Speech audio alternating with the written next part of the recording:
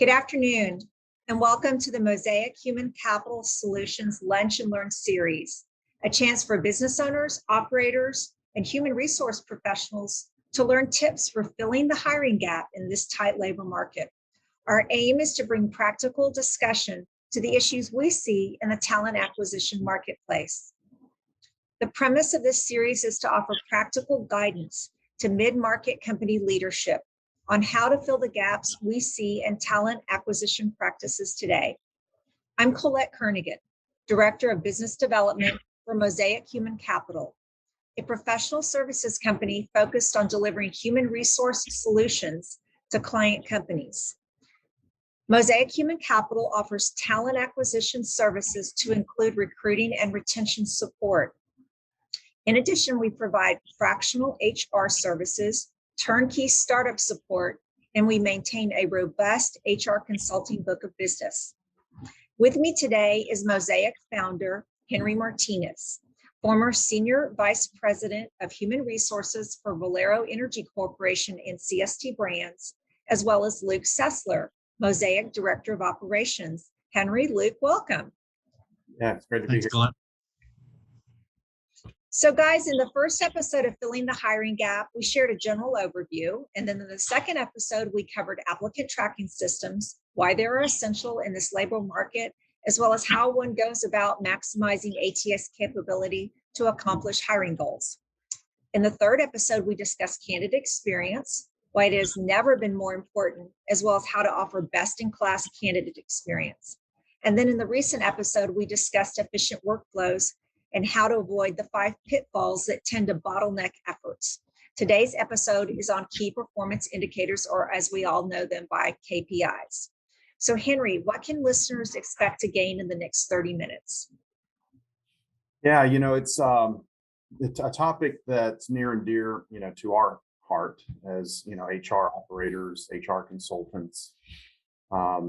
We feel, and I've been in the space, as you know, for many, many years, and KPIs in the HR space, particularly if you're in HR leadership, again, have always been critical.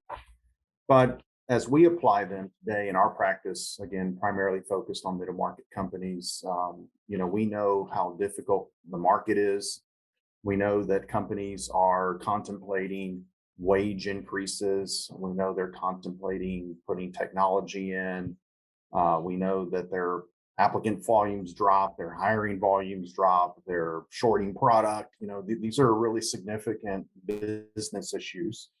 And we feel like, and we want our listeners, our clients, the general market, to always have good data, to have good metrics, so that should drive your decision making, and it should drive, the solutions that, someone needs to fix. And, with the general topic of KPIs, there's many of them out there. And, we are not advocates to track every single KPI that exists. We think it's important that organizations and HR departments or the HR functions focus on the few or the small handful that are most critical to them, that fit their business and fit their issues. The KPIs are the scorecard. They're what tell us if we're doing as well as we were last year, if we are improving on a certain metric, if that's what our goal is. And so this session is really just a chance for Luke and I to speak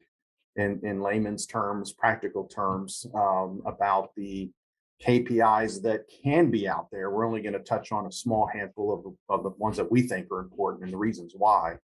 But it's certainly a conversation and a discussion that could be expanded to KPIs in other parts of the business, benefits, productivity, training. Again, our focus through this series has been talent acquisition. So these are going to be recruitment-oriented KPIs. But yeah, at the end of the day, that's it. A business owner that's listening gets a little education on which KPIs maybe they should be asking about.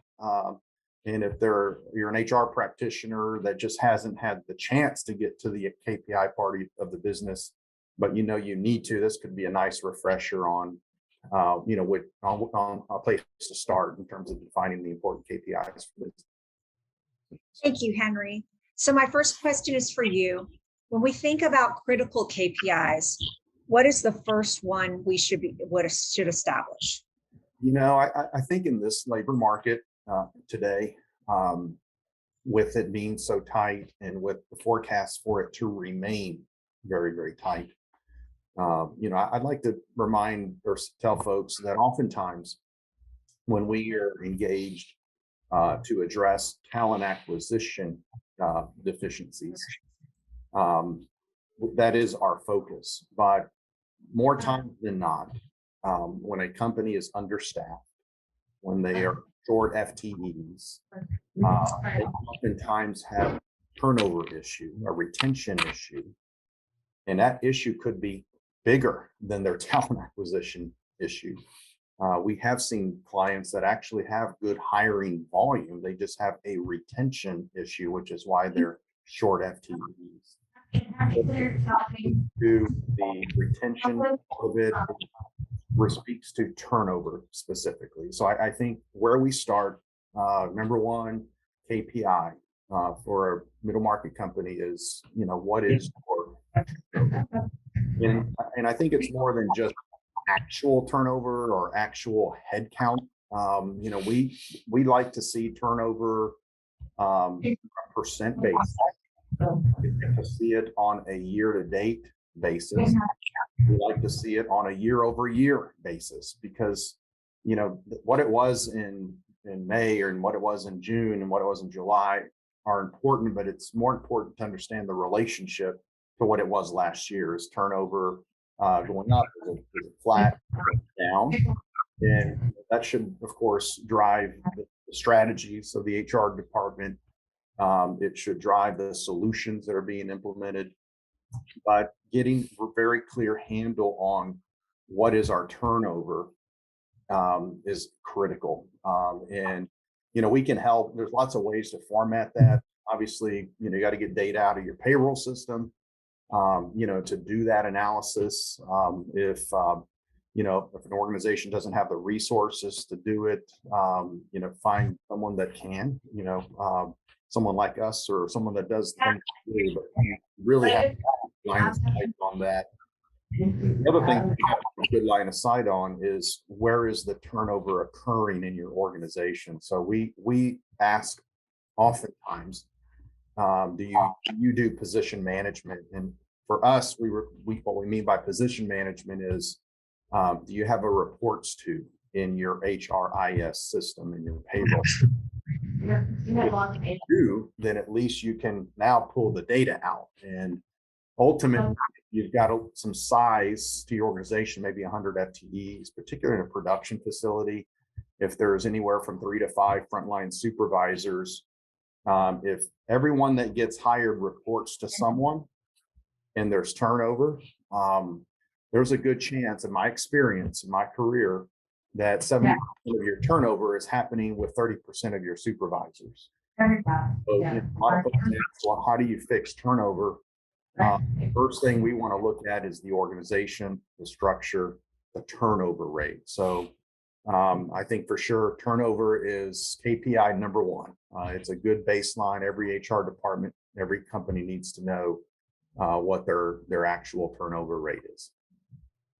Sure. Let's let Luke weigh in on this. Luke, following turnover rate, what should the owner operator or HR professional be looking for?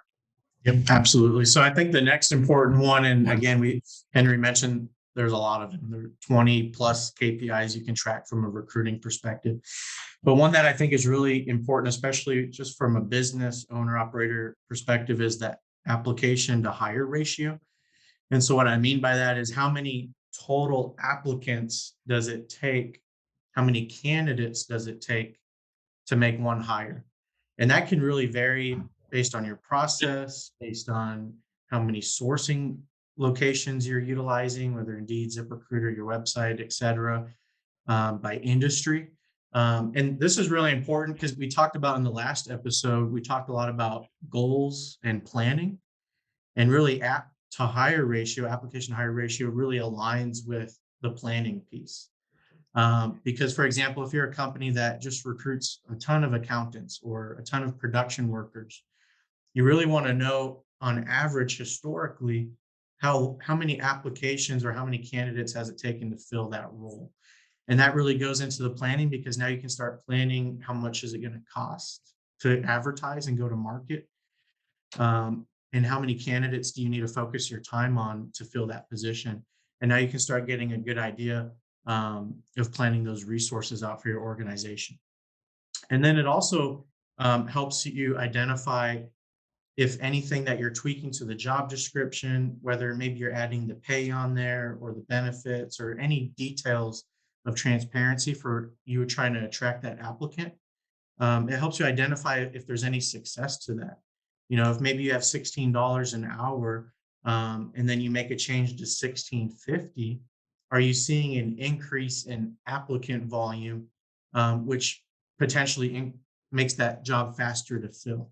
So I think all of those things are really important, just from a productivity standpoint and a resource planning perspective. Okay, so my next question is for Henry. Henry, after the turnover rate and applicant to hire ratio, what's another critical KPI? Another one that I think is always important to know is basically your offer, what we call offer to acceptance ratio. So of all the offers that you're making, verbal offers, how many verbal acceptances do you get? Now, myself and just my particular, career, I'm accustomed to 93, 94, 95% plus offer to acceptance ratio. And obviously a lot of that has to do with me spending so many years at Valero Energy, and that ratio is going to change. The important thing is, what is it to our client? What is their reality? What is their offer to acceptance ratio? And the reason that's important is, wages obviously are very much front and center right now in this difficult labor market. And, whenever we hear, well, we're contemplating raising our wages, we actually like to proceed with caution, because, you're likely making a significant increased cost of goods sold, in case of a manufacturing producer. Offer to acceptance ratio tells you what your acceptance rate was, and if you have it with historical data, then you know what it was last year, you know what it was the year before. If you're increasing your wages because you want to create more applicant flow, to use Luke's ratio, applicant to hire ratio, if you need to create more applicants and going from 15 to 18 or 15 to $17 an hour in case of a light industrial type profile, and you make that move, did you get the gain? Are you getting better applicant flow? Are you improving your applicant to hire ratio? Are you improving your offer to acceptance ratio? Is it affecting the metrics at all? We often say that typically, from our perspective, wages is a recruitment issue, not a retention issue. So if your offer to acceptance ratio is too low, maybe 50%, 60%, 70%, I would consider that to be low. And you increase your wages, then hopefully, yes, you are going to see a higher offer to acceptance ratio. So it kind of goes back to having a goal, having a plan, and knowing that if I make these moves, that I'm making gains, I'm making incremental improvement, and that offer to acceptance ratio is just a good baseline to tell you how competitive your offers are. And at the end of the day, it's hard to benchmark with other companies, but like we like to tell folks, look, you control what you can control, and there's no reason a company cannot know what their offer to acceptance ratio is, and they should know, because that really is a key data point when we're looking at a talent acquisition process and deciding if we need to make some adjustments. And it doesn't have to be just pay; it could be benefits, it could be medical, it could be 401k, it could be your recruitment process. To improve your process can also affect your offer to acceptance ratio. So it kind of goes back to having a goal and saying, look, we want offer to acceptance ratio of 85, 90%. So what do we have to do to make improvements? So that's just a real good indicator of your overall health of your process. So that's why we like the offer to acceptance ratio. I love that idea of controlling what you're able to control. So moving on, Luke, what would be another critical key KPI? Yeah, so I think one that I often talk about with clients and even here at the office is time to fill. And when we're talking about time to fill, we're talking about how long it takes from an applicant, the day they apply to a job, to how long it actually takes them to start on day one. Whether that's 13 days, a month, whatever that timeline is. And that measures a few really important things within the organization. I think the first one being decisiveness within your hiring managers, your HR team. And the reason why that's important is because you can really measure, you can get down into the weeds. And let's say, for example, you are recruiting for maintenance, operations, quality, all these different departments. You can measure specifically your time to fill by department and also by specific jobs. And so, for example, if you have a maintenance department that's taking a week for time to fill, but then you have operations that's taking 30 days time to fill, well, why is that?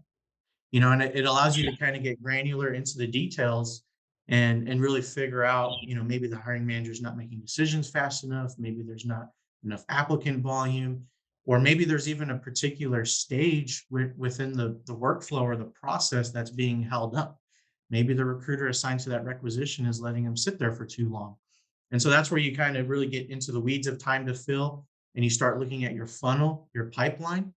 Um, if the applicant's sitting in there for a week, but then they're only sitting in the interview stage for a day, well, that tells you where you can shave some time off. So time to fill is just really a good indicator of your process, and is it efficient or not. And then it's also a really key indicator for the performance of your overall recruiting operations, especially depending on the size and depth of your organization. So definitely a really important KPI to track on the operations side. Yeah, it seems like time is always a great measure. So Henry, what would be number 5 in terms of the top critical KPIs we need to be mindful of? Yeah, and again, it kind of goes back to in today's market, right? And particularly just because against labor, it's hiring. But basically cost per hire is a critical metric to every 3 to 6 months, maybe even once a year. At the end of the year, I would suggest doing an analysis of basically your total procurement cost for the entire year. So you can actually put a lot of different costs into this formula, as long as it's consistent year over year. That's really what we want to try to measure. So we suggest clients, if we're engaged, we do it ourselves internally for sure. But what is the actual cost to procure talent? So if you're using a third party agency, those obviously would be things like your recruitment fees, your placement fees. If you're using third party payroll for staffing, say light industrial, then it would be, the markup that you're paying, on top of that. Not necessarily the wages. If you want to put that in there, you can. But I'm thinking about more of the procurement costs. Zip, Indeed, LinkedIn, ATS systems, anything that's specific to procuring talent needs to go into that cost, which, by the way, I'll just mention, I think should go into cost of goods sold today. For many, many years, and still to this day, a lot of those costs are in overhead. And it's because they're in overhead that they're always cut down, right? Or they don't exist because it's overhead. And we're trained not to put things into overhead that don't need to be in overhead. So number one, get those costs and cost of goods sold. That's a little bit of a side note that I just want to interject. Ultimately, once you have your total procurement cost for the year, then obviously you just divide by the number of hires and you get a cost, per hire ratio. That's the one that I like because it's strategic, discretionary spending that you decide to do to procure more talent. And really, at the end of the day, what you want year over year is you just want that number to get lower and lower, if you can, or it can get higher as long as you get the number of hires you need to get the product out the door, so you make the gross profit dollars. But from our perspective, no decision should be done in a vacuum. That's kind of our philosophy here at Mosaic. If we are going to do something different, we want to know why we're doing it, and we want to know if it worked and if we improved. And I think the other thing that helps with Collette is there are so many small decisions. Do I increase my budget on Indeed? Do I open an account with Zip? Do I SEO my website? Do I do this? Do I do that? And sometimes there can be paralysis by analysis, right? You get to the point where you can't make any decisions. In our case, from a recruitment standpoint, and really for any operating business, I need to procure talent to run my business. I want to know what my total spend is. And as long as I'm not, say, adding incremental cost, then it doesn't matter how I move money around down below, as long as my cost per hire is not any higher than it was the previous year. And I think that's a way for organizations to give their teams flexibility to do what they need to do to procure talent, is to say, well, look, as long as you don't exceed a cost per hire of, I'll just make up $500. That would probably, depending on your industry, that may be a good number, maybe a bad number. But as long as my head of HR doesn't exceed $500 per hire or brings me an improvement, I don't care what buckets they play with.